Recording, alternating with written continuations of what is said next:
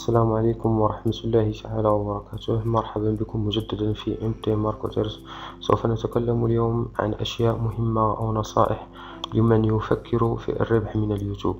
بداية، كثير من الناس تفكر أنه أول ما تقوم برفع فيديو على اليوتيوب ستحصل على زيارات كثيرة بهذا الشكل، وتحصل على أرباح بهذا الشكل الجميل.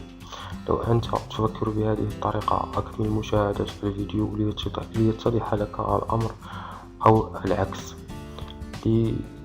لتشاهد أشياء لم تكن تعرفها. إذن لكي تفهم كيف بدأ الربح من اليوتيوب وأصبح متاحا في الوطن العربي، قامت جوجل بالاستحواذ على يوتيوب. فموقع يوتيوب في بدايته كان مستقلا عن جوجل، ثم بعد ذلك استحوذت عليه جوجل. ولكي تربح من يوتيوب لا بد من الاشتراك في جوجل أديسونس. إذا كنت تقدم محتوى يهم الناس، سواء فيديوهات على اليوتيوب أو موقع إلكتروني. وقامت جوجل بفتح يوتيوب بارتنر الذي هو شركاء يوتيوب. يعني إذا كنت تقدم فيديوهات جيدة، سوف تعمل معك يوتيوب شراكة بعرض الإعلانات على فيديوهاتك، ومن هنا يأتي الربح من الفيديوهات أو يوتيوب. في شيء آخر، بعدما تقوم بعمل حساب على جوجل، تدخل على اليوتيوب وترفع الفيديوهات على حسابك، وبعدها تدخل على الإعدادات وتفعل خاصية الاستثمار بهذا الشكل. وبعد ذلك تتوصل برسالة بالشكل الموضح في الصورة، وعند دخولك إلى مدير الفيديو كما موضح في الصورة، نلاحظ أن الفيديوهات عليها علامة خضراء التي هي بالدولار، يعني أن هذه الفيديوهات مستثمرة. ولكن هناك فيديوهات ليس عليها تلك العلامة الخضراء، فهي غير مستثمرة، إما أن هذا الفيديو لا تمتلك حقوق ملكيته، أو أن هناك خطأ من إدارة اليوتيوب، إما أن تقوم بمسحها نهائيا أو تقوم بالاعتراض على إدارة اليوتيوب. وهناك أناس لما تقوم بتحميل فيديوهات تريد أن تربح من يوتيوب بأي طريقة، لا، فهذا غير منطقي عزيزي المشاهد. لابد أن يكون الفيديو أو فيديوهاتك من صنعك، لأن يوتيوب أول ما تقوم برفع فيديو أو مجموعة من الفيديوهات عبر نظام هم قاموا بتطبيقه، تقوم بالتعرف على هذه الفيديوهات، هل هي من ملكك، يعني أنك تمتلك حقوق ملكيتها أم لا. وهناك مقولة مشهورة، خدعوك فقالوا قم بشراء كارت ساتلايت زائد تركيب لوجو على فيديوهاتك، سوف تحصل على أرباح. فهذا غير ممكن، لأنك تقوم بالتسجيل من التلفاز،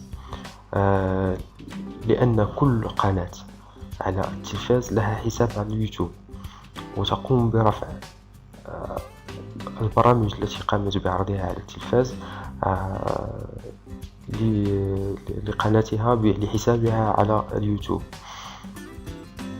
فإنك عند تحميلك لهذه الفيديوهات التي قمت بتسجيلها، فإدارة اليوتيوب تقوم برفضها، لأنه كما قلنا مسبقا فهناك نظام، وهذا النظام هو الكونتنت اي دي. فهذا النظام فهو أوتوماتيكي وإلكتروني مثل فلتر. ليس هناك أي فيديوهات أو فيديو يرفع على اليوتيوب لا يحمل عشوائيا أو دون العرض على هذا النظام. فهذا النظام يختص بالبحث عن الصورة والصوت ودقة الفيديو أو جودته، فيبحث هل هو مطابق لفيديو آخر لدى قناة أخرى أم لا.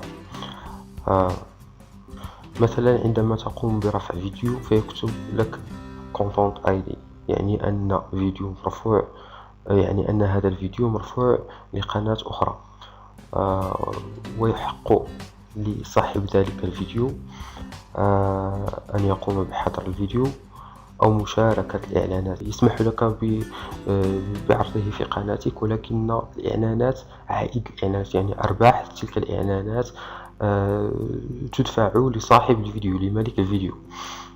أو كتم الصوت، فهناك مغنيين في الوطن العربي قاموا بتفعيل هذه الخاصية بكتم الصوت لدى مجموعة من الفيديوهات التي يقوم بعض الأشخاص أو الناس بتركيب بعض الصور وتركيب أغاني على تلك الفيديوهات، فيقومون بكتم الصوت. وهذا النظام يمكن أن يخطئ، ويمكن لك أن تقوم بالتظلم لإدارة اليوتيوب. ولا بد لك أن تعرف عزيزي المشاهد أن ملايين الفيديوهات يتم رفعها على اليوتيوب، فإذا أردت الحصول على أرباح لا بد أن يكون الفيديو من صنعك.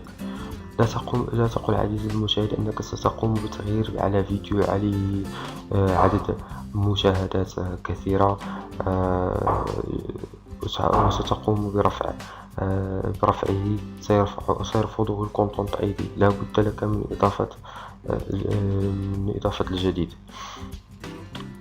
فيوتيوب إذا أردت الربح منها لا بد من إضافة جديدة، أن تكون ملكك من ابتكارك لكي تربح من اليوتيوب. لأن إدارة اليوتيوب ليس أناس يلعبون أو أناس من أمريكا أو اليابان، فهم أناس عرب، مستخدمين عرب، يعرفون بما نفكر والطرق التي نريد أن نسرق حقوق ملكية الآخر.